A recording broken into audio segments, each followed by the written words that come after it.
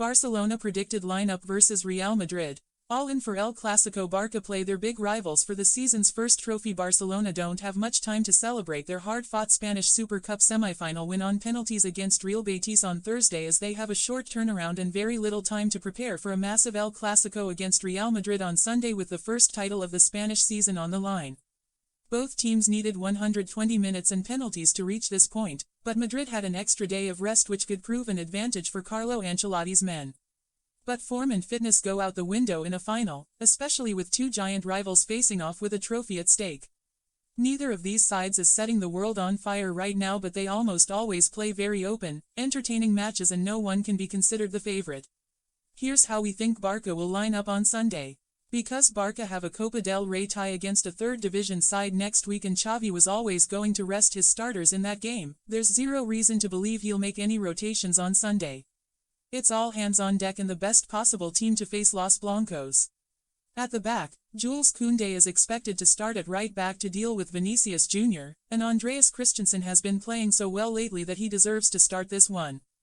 Alejandro Balde might get the nod over Jordi Alba at left back, and the only real doubt is whether Ronald Araujo starts a fourth game in a row in 10 days, having just come back from injury. If the Uruguayan doesn't go, Marcos Alonso or Eric Garcia will partner Christensen, unless Xavi decides to bring Koundé into the middle and start Sergi Roberto at fullback.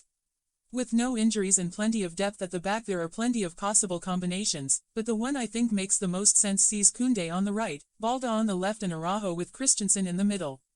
Midfield: Pedri was fantastic against Betis and was involved in everything good Barca did before the team collapsed in the second half thanks to Xavi's poor substitutions. Pedri always shows up in big games and has a knack for playing well against Madrid, so there's no doubt he'll be in the lineup for this one.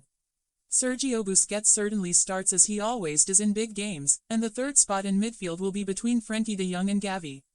There's always a chance all four start together like they did against Atletico Madrid, but I think Xavi will go with a classic 4-3-3 and pick Frenkie over Gavi for more control in midfield.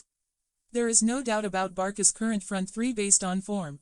Ousmane Dembele, Robert Lewandowski and Ansu Fati are the undisputed starters right now, and Fati continues to produce even in limited minutes and really deserves to start a game of this magnitude.